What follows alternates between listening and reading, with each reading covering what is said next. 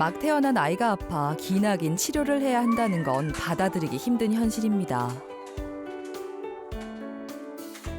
작은 아기도 있고 뭐 말도 할 줄 모르고 이러다 보니까 얘가 어디가 아픈지 뭐 어떻게 아픈지를 몰라서 제일 답답했었고요. 뭐 아무래도 그 지켜보는 과정이 제일 힘들었던 것 같아요. 처음에는 모기 같은 거에 물려서 부은 줄 알고 일반 병원에 가보고 근데도 그 붓기가 안 빠지고 하다 보니까 저희가 큰 병원으로 갔던 거였거든요. 온몸에 거미줄처럼 뻗어있는 림프관.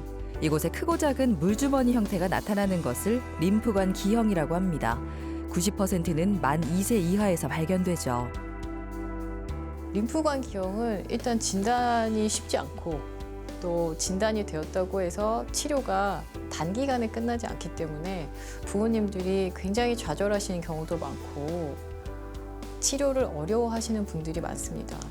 1년이고 2년이고 약도 먹고 수술도 하고 경화요법도 하면서 경과를 굉장히 호전시킬 수 있는 병이라는 것을 잊지 않아 주셨으면 좋겠고 비록 인공호흡기도 달고 치료를 오래 하지만 지금 이렇게 잘 크고 있는 아이들을 보면 더 열심히 치료할 수 있겠다는 자신감이 생깁니다.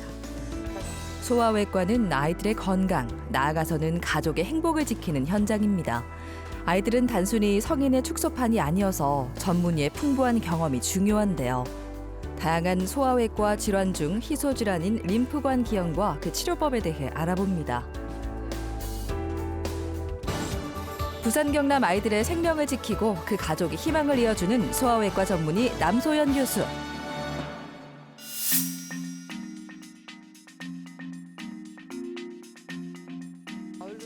작은 생명에 힘겨운 사투가 있는 곳, 소아외과의 하루가 밝았습니다. 다행히 지난밤엔 응급 환자가 없었는데요. 남소연 교수는 입원한 아이들의 현재 상태를 확인합니다. 어제보다는 가을루비 많이 줄어가지고 그죠? 가스 익스체인저는 줄어서 일단 디컴프레션 잘 되는 것 같고요. 그 어제 대변 몇 번 봤는지 차트 한번 띄워볼까요? 그래서 소아과의 하루는 좀 어떻게 시작하나요? 예. 일단 저희가 입원 환자가 있기 때문에 아침에 회진을 빨리 돌아야 되고요. 그다음에 회진 돌기 전에 차트나 이런 저희 엑스레이나 이런 것들을 미리 다 확인하고 어젯밤에 무슨 일이 있었는지 먼저 확인을 한번 해야 됩니다. 그런 다음에 저희가 환자 만나고 그다음에 수술이 있으면 수술을 진행하고요. 만약에 외래가 있으면 외래를 진행하는 것입니다. 소아외과는 신생아부터 만 16세까지 환자의 모든 외과적인 질환을 수술하는 곳인데요. 전국적으로 소아외과 전문의가 약 40명 정도밖에 안 되죠. 생각보다 수술이 그죠? 생각보다는 괜찮았어요. 네.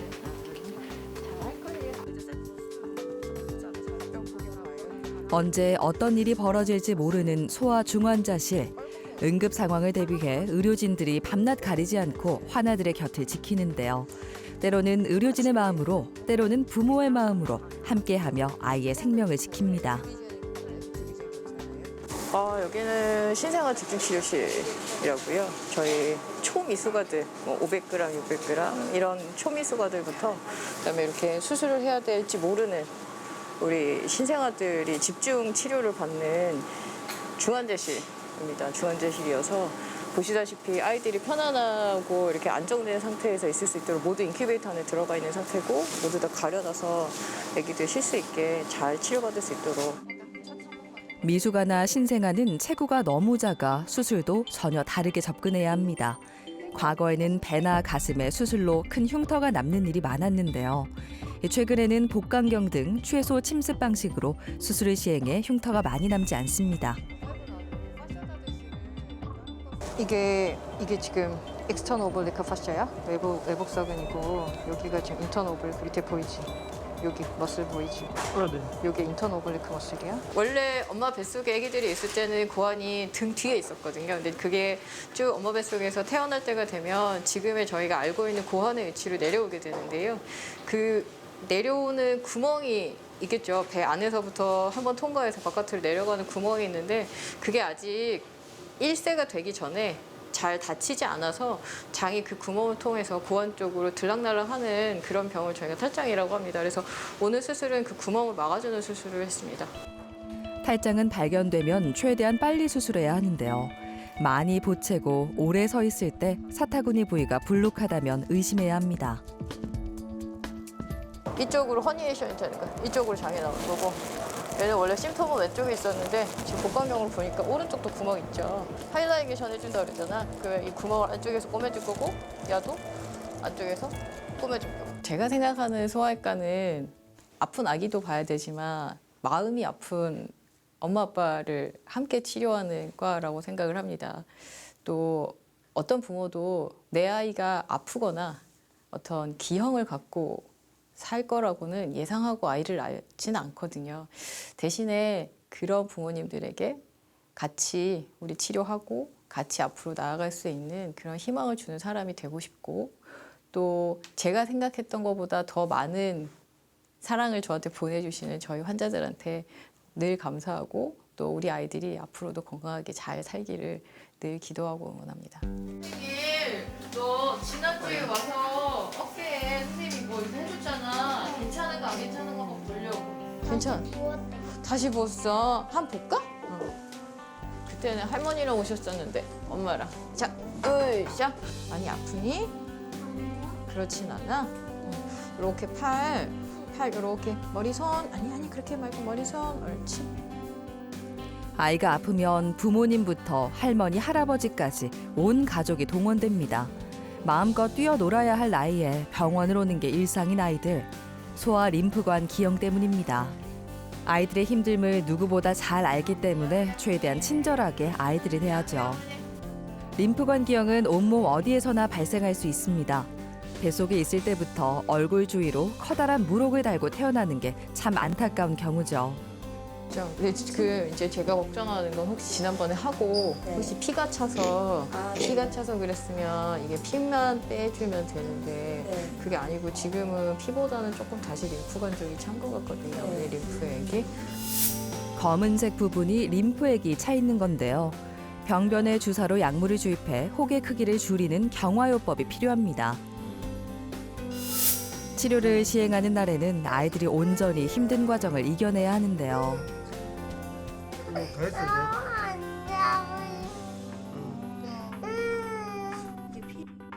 우리 아이에게 왜 이런 병이 생긴 걸까요? 치료 과정을 지켜보는 부모님은 대신 아파줄 수만 있다면 기꺼이 그러고 싶은 심경인데요. 아이가 원인도 모르는 희소병과 싸우며 아파하면 온 가족이 함께 그 과정을 견디는 수밖에 없습니다.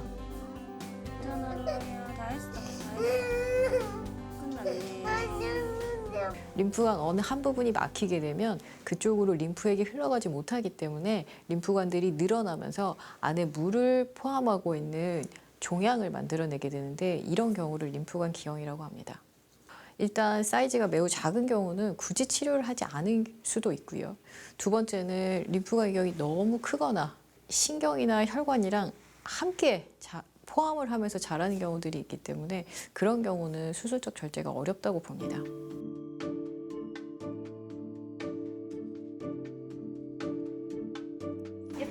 임신 후 부모의 큰 걱정 중 하나는 아이의 건강일 텐데요. 우리나라 신생아 100명 중 5명이 크고 작은 선천성 기형을 갖고 태어납니다.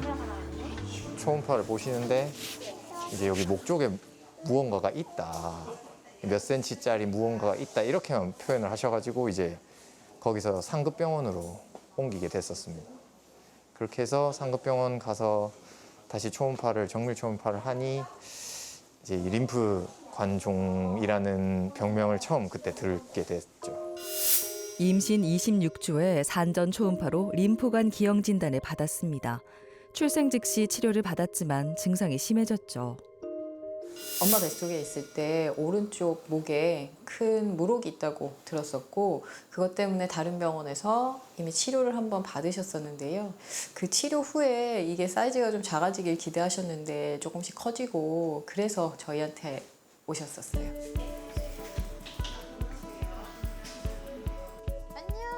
오늘은 경과를 확인하기 위해 병원을 찾았습니다. 출생 후 2개월부터 치료를 하면서 이어진 인연이죠. 진짜 많이 컸네, 어머니. 네, 진짜 많이 컸죠. 너무 많이 컸네. 안녕. 오늘 선생님 목 한번 볼까? 네.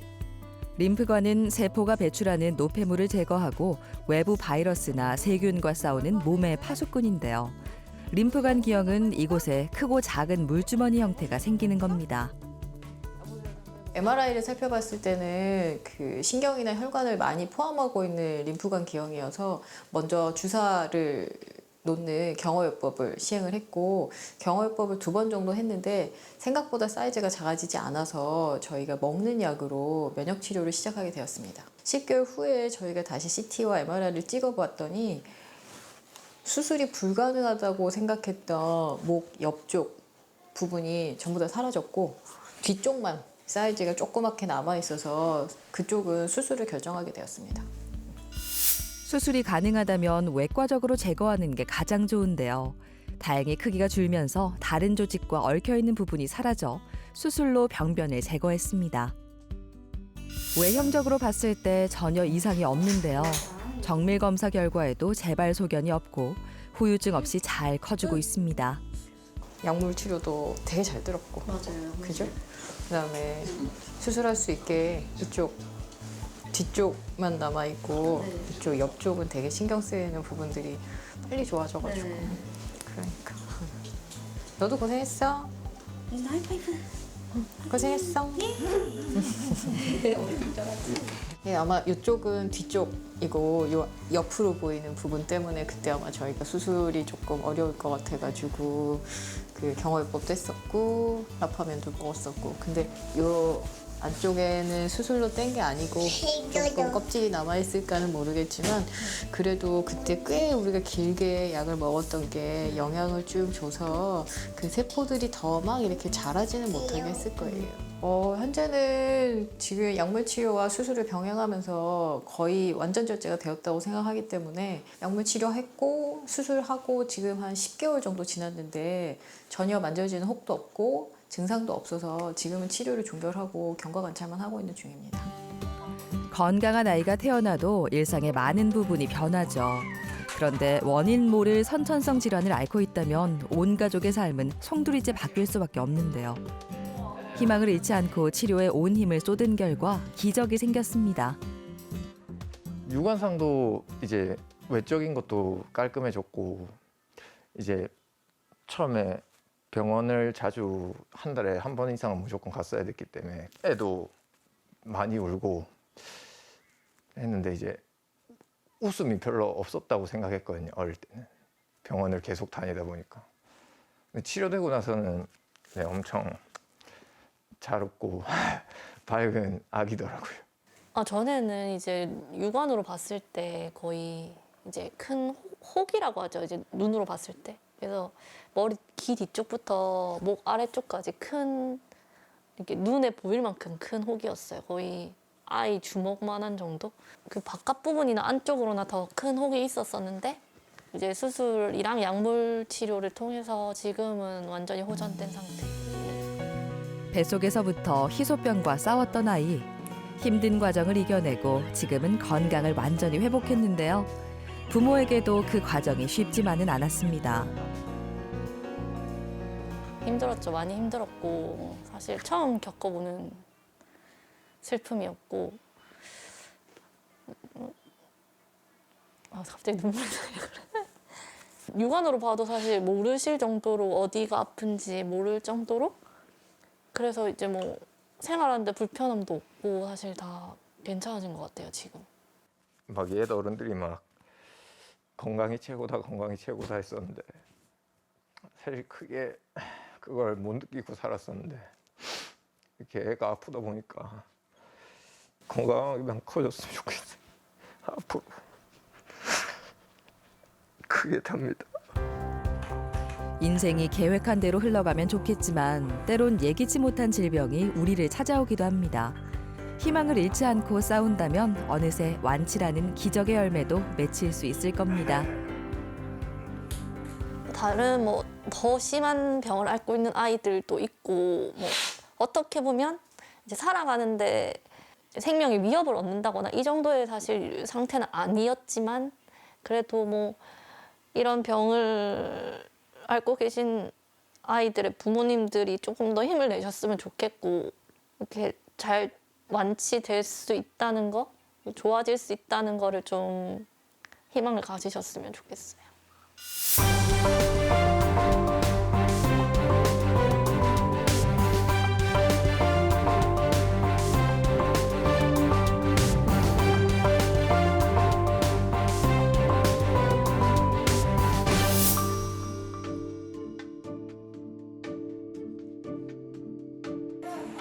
뱃속에서부터 림프관 기형 진단을 받았던 기현이 안면신경이 지나가는 부위에 림프관 기형이 생겨서 출생 직후부터 치료를 받았죠.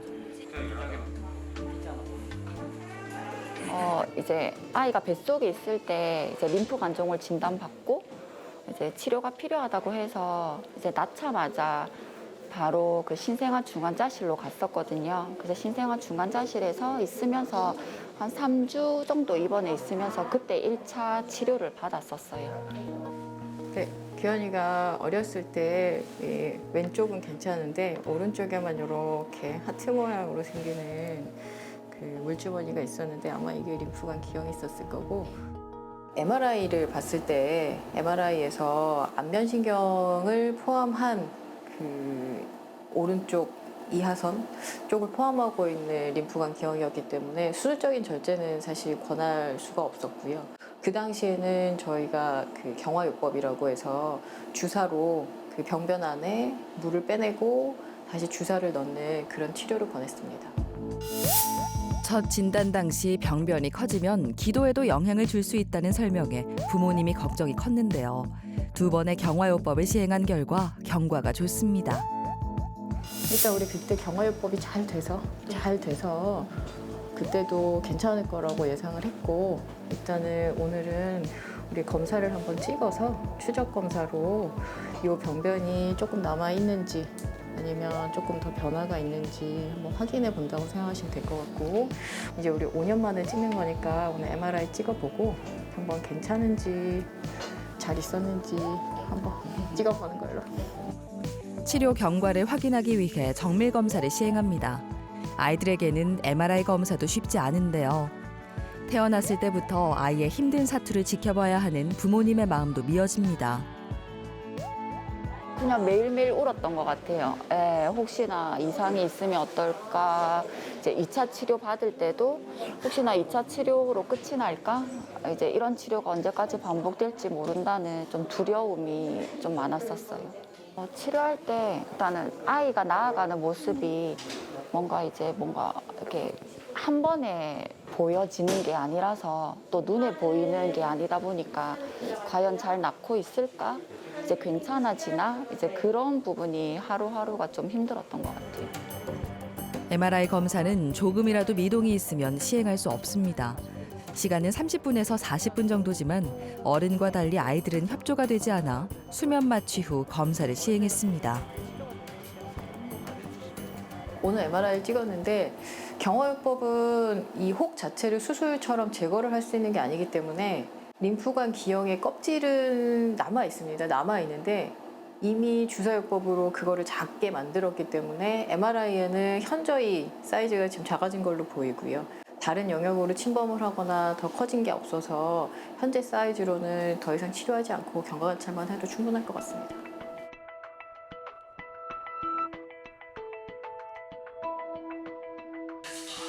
태어나자마자 병과 싸워야 했던 기현이 지금은 아팠던 사실을 잘 기억하지 못할 정도로 건강을 회복했습니다.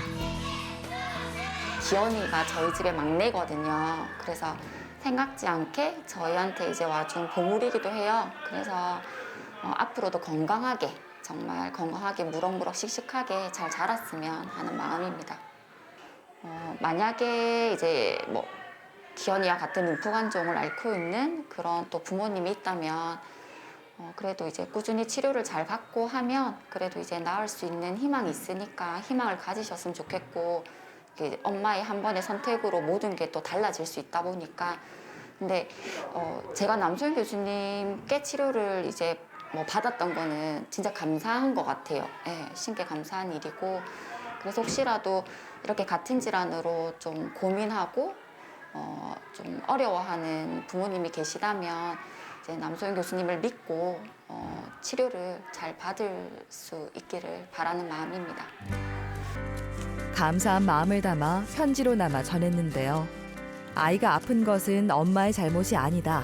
잘 치료돼 괜찮아질 거니 아프지 않은 쪽으로 사진도 많이 찍어두셔라. 위로의 한마디 한마디가 보호자에겐 큰 힘이 됐습니다. 애기 아픈 거 알고 나서 되게 많이 힘들어하셨던 거 기억이 나는데 그래도 용기 잃지 않고 저한테 찾아와 주셔서 너무 감사했고 또 치료가 잘 되어서 이렇게 잘 크고 있는 걸 보니까 저도 굉장히 흐뭇합니다, 어머니. 그리고 앞으로도 우리 기현이 건강하게 잘 자랄 거니까 너무 걱정하지 마시고 죄책감도 갖지 마시고 편안한 마음으로 우리 애기 잘 키우셨으면 좋겠어요.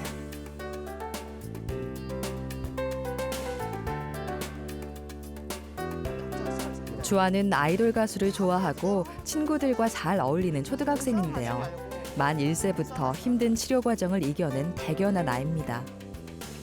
10년 전에 다른 병원에서 진단을 받고 이제 그쪽에서 치료가 잘 안 돼서 남소연 선생님을 저희가 찾아오게 됐고 그리고 서울에 가려고 처음을 했는데 이제 선생님이 치료가 가능하다 하실 것 같아서 이제 선생님하고 진행하게 됐어요. 주아는 한쪽 뺨이 반대편에 비해서 굉장히 부어 있었거든요. 그래서 그거에 대해서 다른 병원에서 초음파를 했었는데 잘 진단이 명확하지 않았고 그런데 저희가 이제 MRI를 찍어보니까 MRI에서 굉장히 작은 물집들로 이렇게 구성이 된 그런 림프관 기형으로 판단이 되었습니다. 그래서 MRI를 확인하고 주사 치료를 결정하게 되었습니다. 처음 진단받는 과정 자체가 사실 너무 힘들어가지고 MRI를 찍고 해야 되는데 3살이다 보니까 마취도 해야 되고 그래서 그 마취하는 것도 사실 못 보겠더라고요. 마취가 잘 안 되고 아이가. 그래서 MRI 찍고 진단받고 할 때는 많이 울기도 울고 마취가 잘 안 되는 그런 부분도 힘들었고 MRI 찍는 시간도 길고 어떤 병인지 모르다 보니까 이게 진단받기까지는 많이 힘들었던 것 같아요. 림프관에 혹이 생기는 병변이 잇몸 쪽으로 커지면서 구강 안쪽으로 피가 나는 합병증이 있었는데요. 병변을 줄이는 경화요법으로 합병증을 함께 치료했습니다. 주아야, 이제 네가 컸으니까 선생님 이야기해줄게. 우리가 여기를 너의 이거를 이렇게 선생님이 수술을 할 수 있는 데는 아니거든. 그지? 너 이렇게 뺨을 이렇게 쏙 들어가게 할 수는 없고, 그지? 그리고 입 안에도 낼 수는 없고. 이제 주사는 웬만하면 안 할 거고, 주사로 할 수 있는 건 다 했고, 지금은 네가 먹고 있는 약으로 아주 조금씩 줄어들 거야. 예전보다는 많이 좋아졌죠. 예전에는 막 볼이 좀 많이 이렇게 커지고 그랬었으니까. 근데 지금은 네가 치료를 잘 받아서 아주 좋아지고 있음.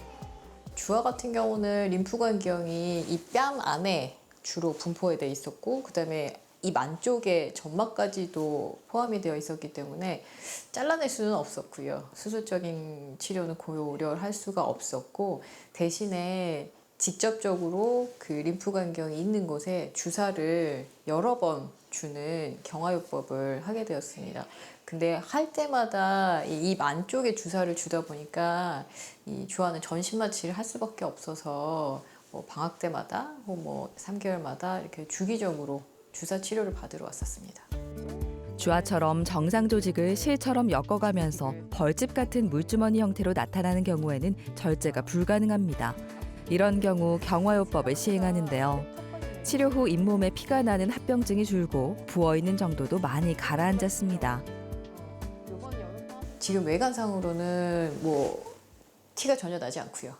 그리고 제일 중요한 거는 구강 점막 안쪽으로 이렇게 많이 올라왔던 병변들이 지금 많이 평평해져서 본인이 느끼기에 반대편하고 차이를 못 느끼겠다.